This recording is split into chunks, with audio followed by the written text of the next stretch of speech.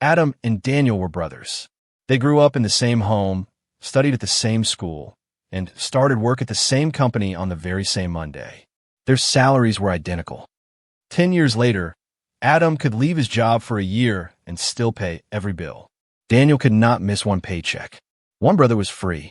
The other felt trapped. It was not because Adam was smarter. It was not because Daniel was lazy. And neither of them won the lottery. The difference began with a few ordinary choices. Choices so small that, at first, nobody noticed them. On their first payday, both brothers felt rich. It was the first time they had earned real money of their own. Daniel bought a new phone. His old phone still worked, but the new one looked better. That evening, he invited his friends to dinner and paid for everyone. Adam celebrated too. He ordered his favorite meal and bought a good pair of shoes. But before spending anything else, he moved 10% of his salary into a separate account. The amount was small. It did not look powerful. That was exactly why it was easy to ignore. For the next few months, their lives looked almost the same. They took the same train to work, drank coffee in the same office, and complained about the same manager. Daniel was not reckless. He simply believed he would save later, when his salary became larger. Adam did not feel disciplined. His bank transfer happened automatically on payday, before he could make a different decision. Daniel depended on future motivation. Adam built a system that did not need motivation. After 2 years, both brothers received the same promotion and the same raise. Daniel finally had room to breathe. So he rented a better apartment, upgraded his phone again, and began using a car payment to avoid the crowded train. His life became more comfortable, but his bank balance did not. Adam improved his life too. He moved to a quieter apartment and traveled once that year. But he sent half of every raise towards savings and a low-cost investment fund. He did not save every extra dollar. He saved part of the increase before his lifestyle could absorb all of it. The brothers still earned the same salary. At restaurants, Daniel sometimes looked more successful.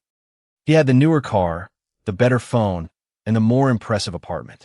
Adam's progress was almost invisible. It lived inside an emergency fund, small monthly investments, and bills that were always paid on time. This is why financial progress can feel boring in the beginning. The exciting purchases are visible today. The freedom they cost is invisible until later. Then, one winter morning, Daniel's car stopped in the middle of traffic. The repair cost more than he had in his account. He used his credit card. It felt like a quick solution.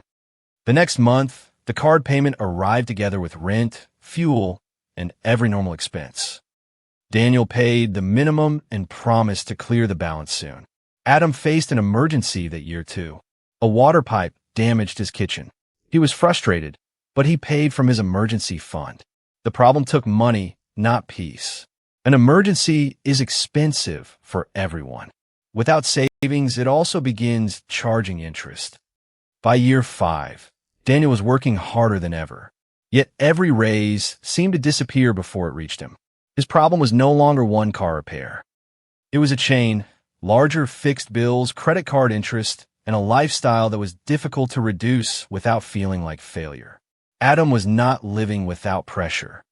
He sometimes wanted Daniel's car and larger apartment, but his growing balance gave him something less visible and more valuable. Options. He could say no. He could wait. He could solve a problem without borrowing from his future.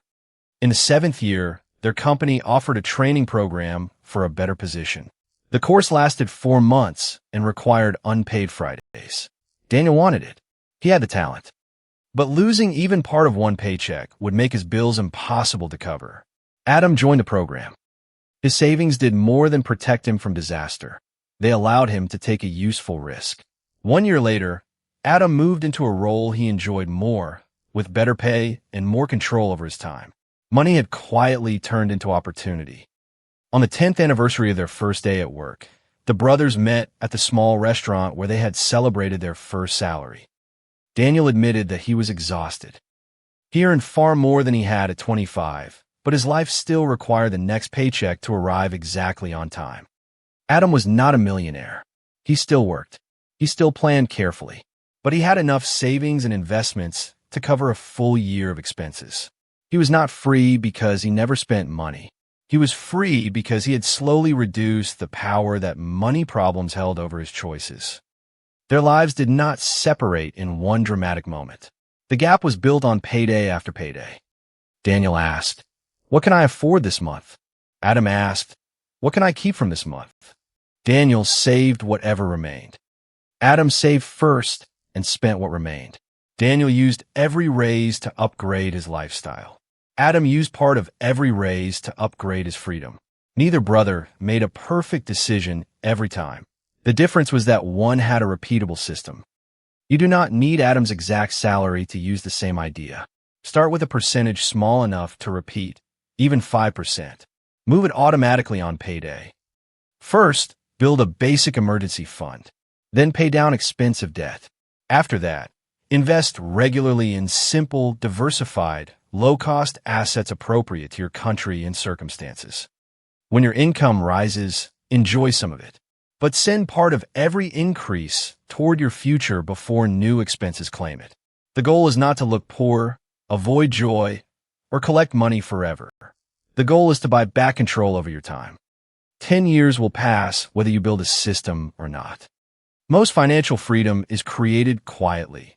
One automatic transfer, one unnecessary upgrade delayed, one debt removed, and 1 month of safety added at a time.